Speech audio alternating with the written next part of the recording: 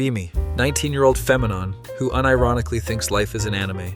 Spent high school convinced I was the shy bookworm girl who would get noticed by senpai. Never happened because real life doesn't have background music and cherry blossoms. That feel when you realize high school wasn't your origin story arc. Start college thinking this is my redemption arc. Dye hair pink because obviously that makes me the main character. Wear thigh highs and oversized sweaters like I'm about to transfer into a prestigious academy. Roommate. Sarah keeps telling me I look like a cosplayer at a grocery store. Ignore her because she's obviously the jealous side character. My face when she doesn't understand my aesthetic vision. Meet Chad at orientation. 6'2", plays lacrosse, looks like he stepped out of a sports anime. This is it, this is my love interest. He's talking to other girls, but that's just the harem setup before he realizes I'm special. Spend 3 weeks perfecting my accidentally bump into him technique, finally execute the plan outside the dining hall, trip spectacularly and spill my entire tray of food on his white polo. Instead of the romantic eye contact moment I planned, he just says, "Dude, what the hell?" Apologize in broken Japanese because surely that will charm him. He stares at me like I just spoke in tongues. His friends start laughing. One of them says, "Is she having a stroke?" My face when my romantic meet cute becomes a medical emergency joke. Run away while internally screaming that this isn't how the script goes.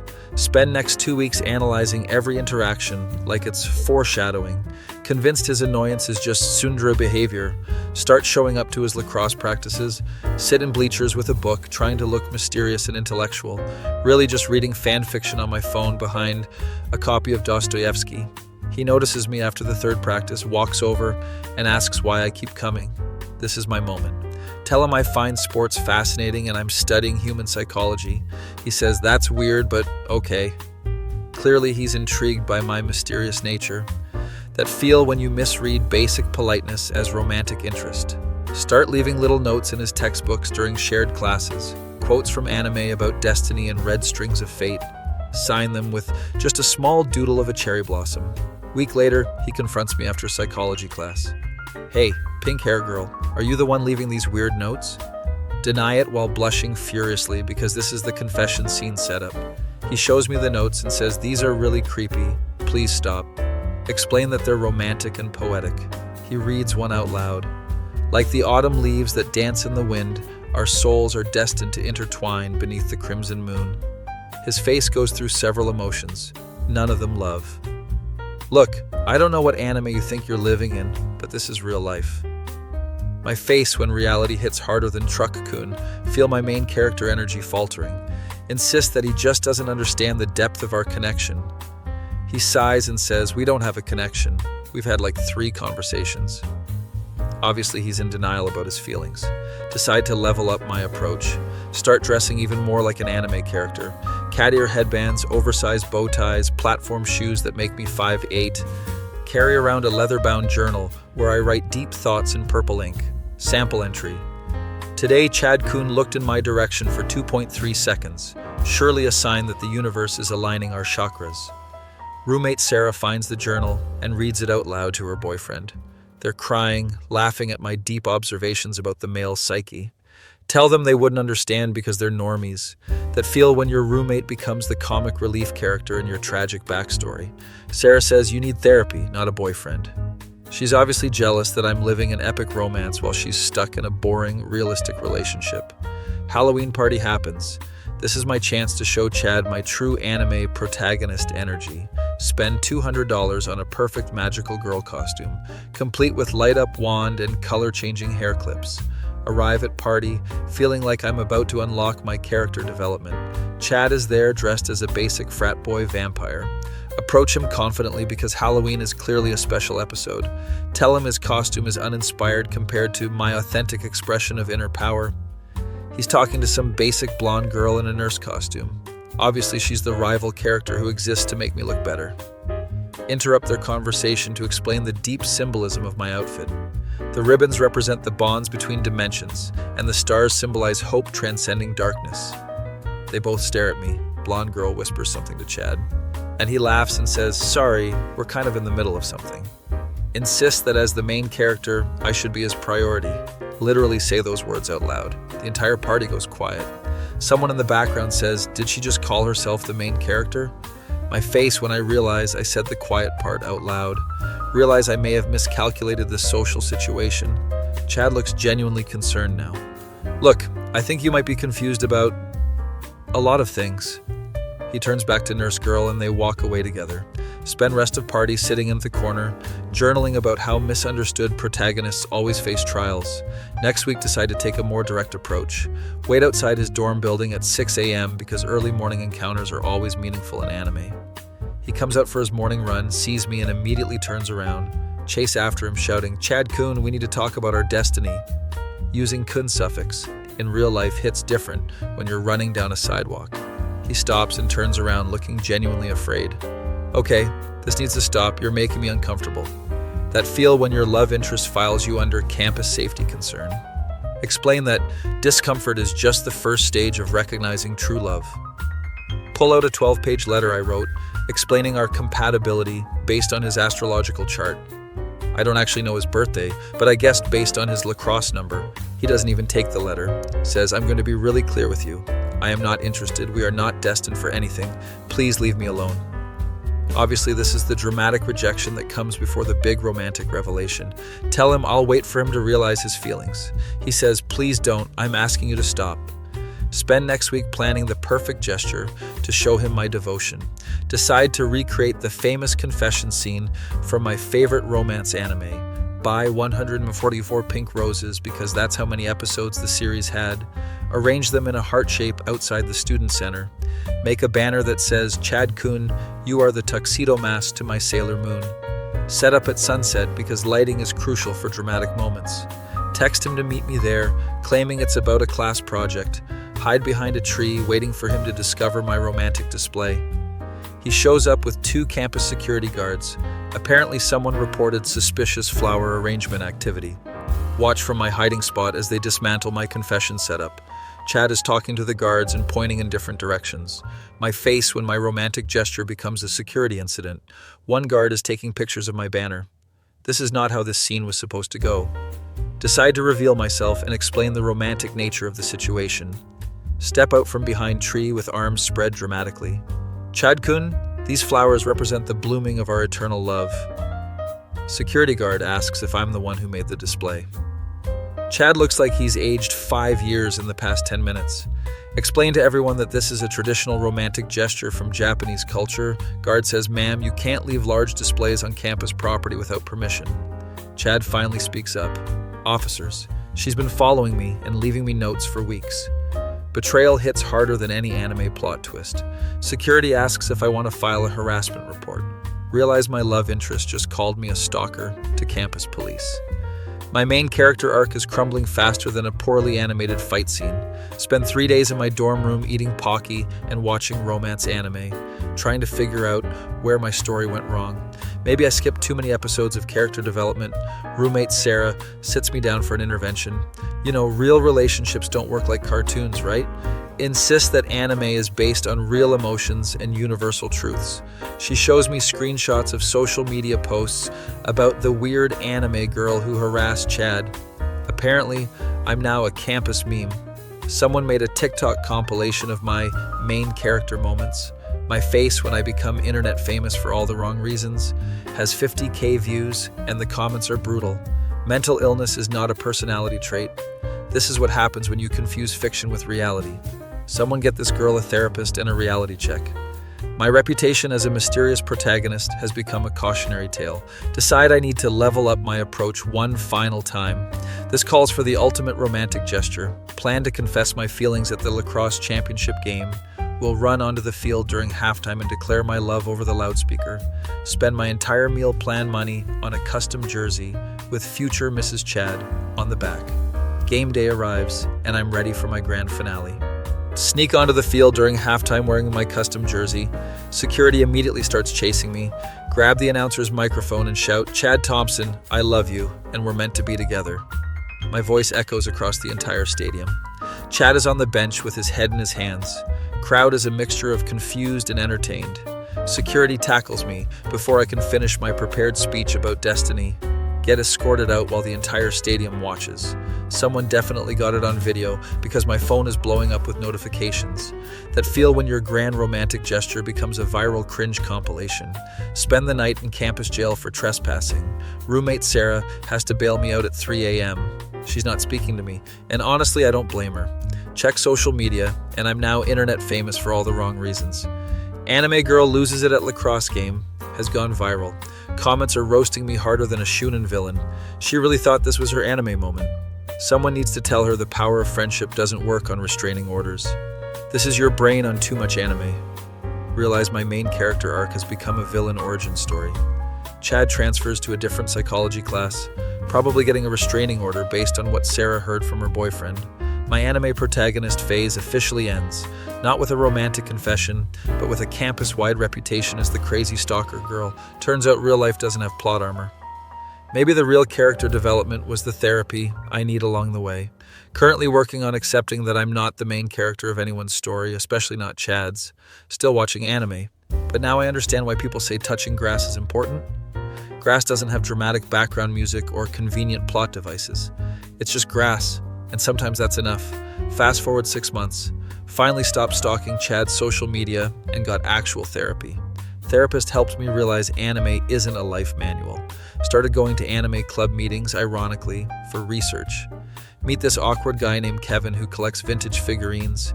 He's explaining the deep lore of some mecha series I've never heard of. Realize he's more autistic about robots than I ever was about romance. That feel when you find someone who matches your energy, but in a healthy way. We bond over our shared experience of being campus weirdos. He asks if I want to watch the sunset from the library roof, not because it's romantic, but because the lighting reminds him of a specific anime scene. My face when I realize this is what actual compatibility looks like. We're both recovering from main character syndrome. He used to think he was the chosen one destined to pilot a giant mech. I thought I was the mysterious transfer student who would change everything. Turns out we're both just side characters in our own stories, and that's okay. 6 months later, we're dating in the most boring, healthy way possible. No dramatic confessions or grand gestures, just two former anime protagonists who learn to be normal together. Kevin never runs onto sports fields or leaves cryptic notes. I never chase him down sidewalks screaming about destiny. We just watch anime and eat pizza like functional human beings. That feel when you realize the real romance was the friendship you made along the way. Chad is probably still getting therapy about his stalker phase, but I'm too busy being genuinely happy to care about my former obsession. Turns out touching grass works better when you do it with someone equally weird. Be me, 24-year-old, a non-working IT support from home, rent half of duplex, need solid internet for job, have premium gigabit fiber because my livelihood depends on not lagging during client calls. Life is peaceful, neighbors are quiet, old people who probably don't even know what Wi-Fi is. That feel when you think you've achieved the perfect work from home setup. New tenant moves into other half of duplex. Landlord mentions it's young woman named Amber, says she's artsy. Don't think much about it. Probably just another normal person who pays rent and minds her business. First week goes fine, barely know she exists. Then my internet starts having seizures during peak hours. Streaming becomes slideshow. Video calls turn into robot voice simulator. Downloads move slower than my motivation on Monday mornings. My face. When your premium connection suddenly performs like dial-up from 1995, check network diagnostics, and someone is absolutely demolishing my bandwidth. Notice new Wi-Fi network called Amber's Battle Station 5000 with zero security. Clearly she's somehow leeching off my connection. That feel when your neighbor discovers your Wi-Fi password through pure determination. Knock on her door politely to discuss the situation like civilized adults.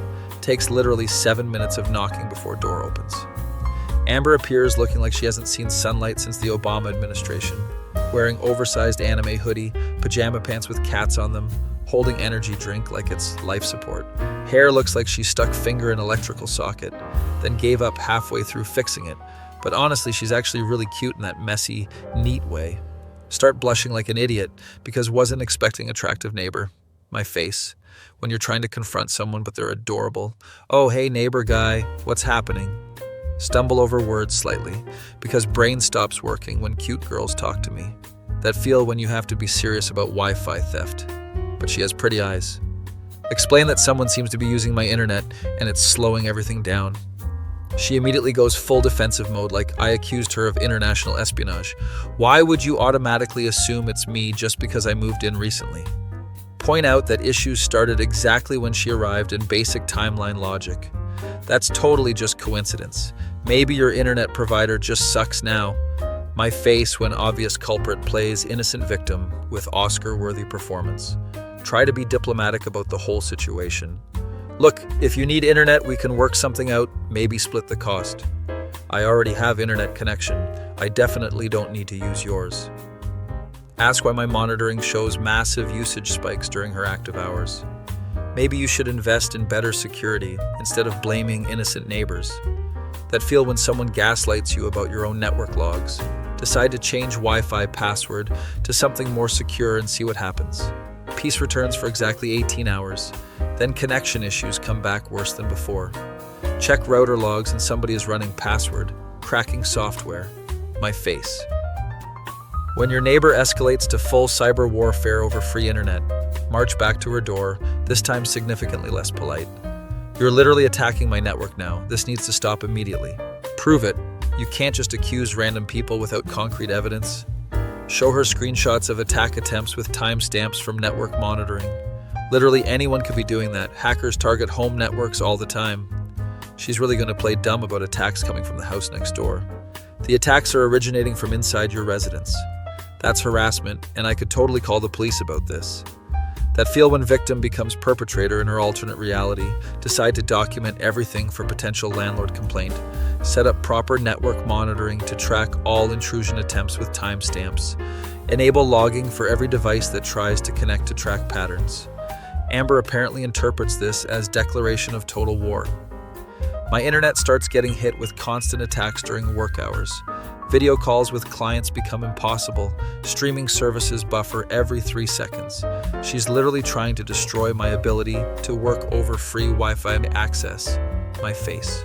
When your neighbor becomes domestic cyber warrior over internet bills, call ISP for technical support. They suggest changing passwords and enabling security features. Explain that I already did that and someone is actively launching coordinated attacks. Tech support person. Says that sounds like police matter beyond their expertise. Realize this situation has escalated way beyond normal neighbor dispute territory. Confront to Amber one final time before involving external authorities. And you're attacking my network during work hours. This is affecting my employment. I have absolutely no idea what you're talking about. You're being completely paranoid. Show her detailed logs of attack patterns perfectly matching her sleep schedule. That could literally be anyone. You can't prove I'm doing anything wrong. The timing perfectly matches when you're awake and online.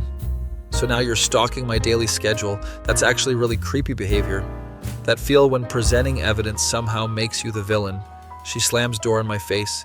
Attacks intensify within 1 hour. Now she's running attacks around the clock, not just during work time. My face when petty neighbor dispute becomes full-scale information warfare.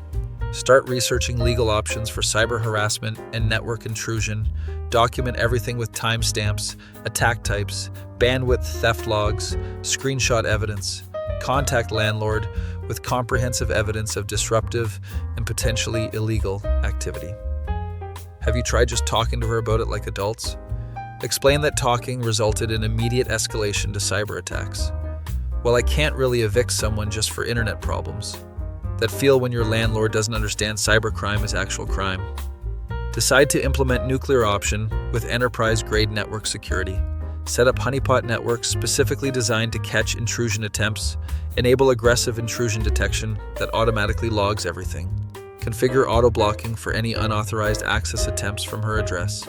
Also set up guest network with bandwidth limits as potential peace offering. My face.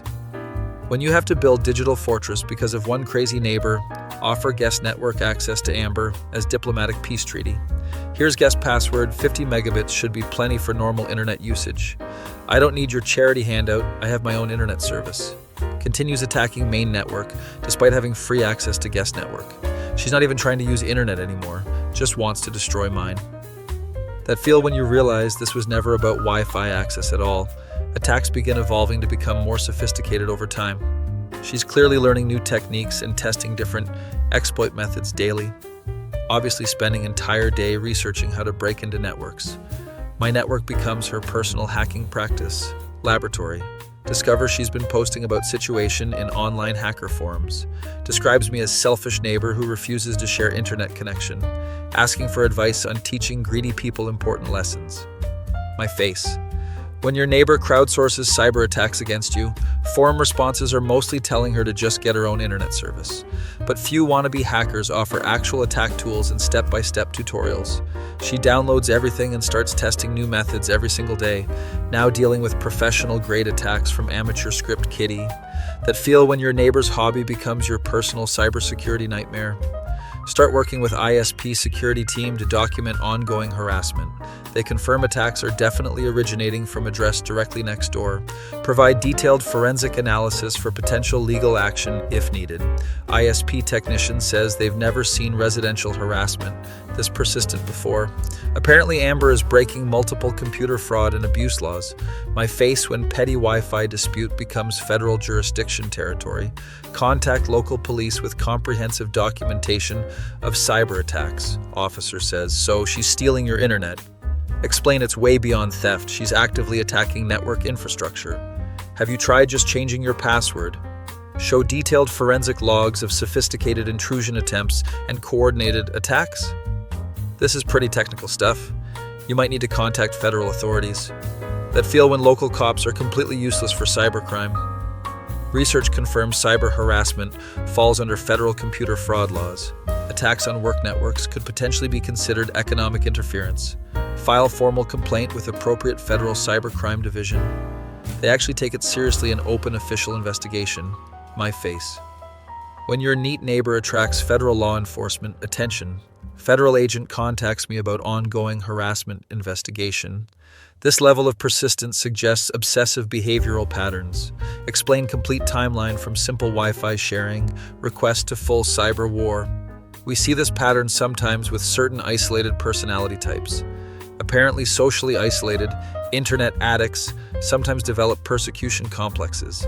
Agent Contreras confirms Amber has no legitimate internet service of her own. That feel when your neighbor's entire online existence depends on stealing Wi-Fi. Federal agent visits Amber to discuss the serious crime she's committing. Attacks stop immediately after law enforcement shows up at her door. My internet returns to normal speeds for first time in months. She apparently thought cybercrimes don't count if victim lives next door. My face when federal investigation solves neighbor dispute instantly.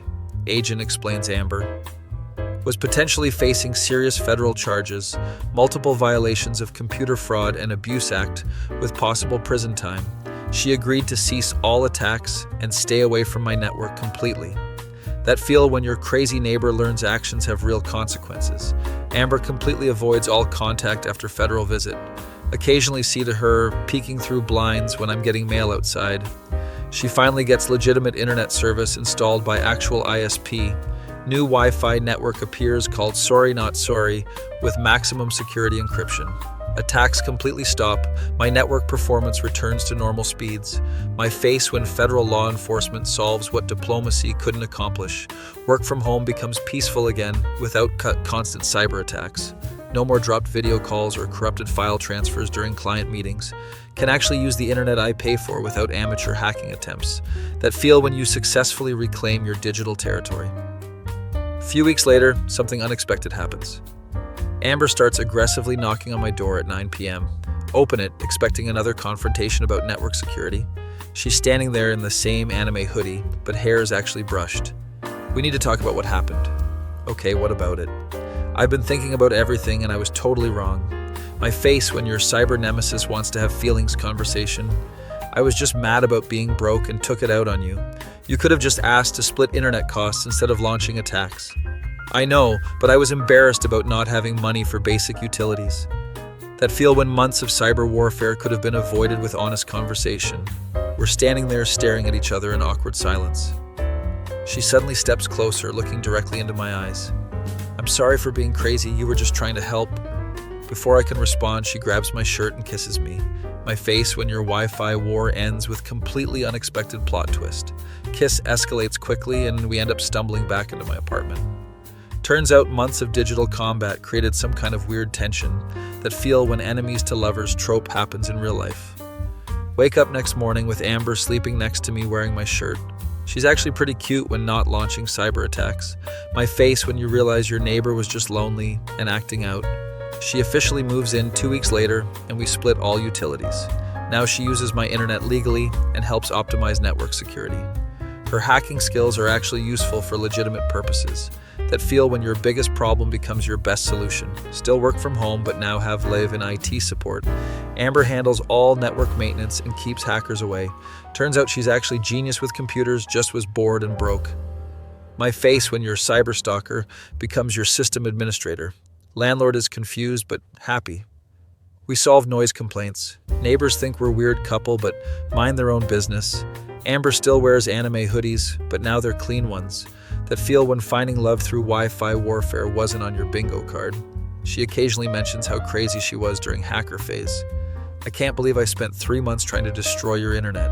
I can't believe federal agents had to get involved over Wi-Fi sharing. Now we laugh about it, but probably shouldn't tell people how we met. My face when your origin story involves computer crimes and federal investigations.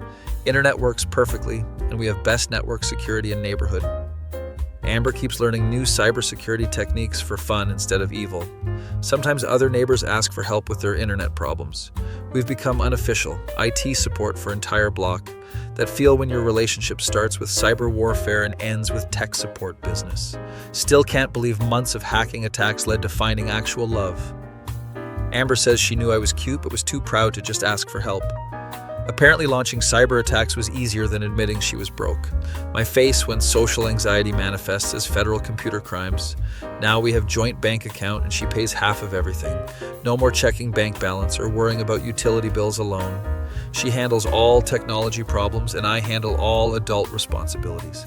Perfect partnership based on mutual weird skills and shared trauma that feel when your Wi-Fi war story becomes unlikely romance novel. Amber still posts in hacker forums, but now helps people with legitimate problems. Uses her powers for good instead of neighborhood chaos. Sometimes former forum friends ask what happened to her vendetta against me. She tells them we worked things out but doesn't elaborate. My face when your girlfriend's dark past involves trying to ruin your life. Federal agent occasionally checks in to make sure everything is peaceful. Tells us our case was most unusual because proximity and resolution. Most cyber criminals don't end up dating their victims. We send him Christmas cards now because he basically played matchmaker that feel when federal law enforcement accidentally creates your love story.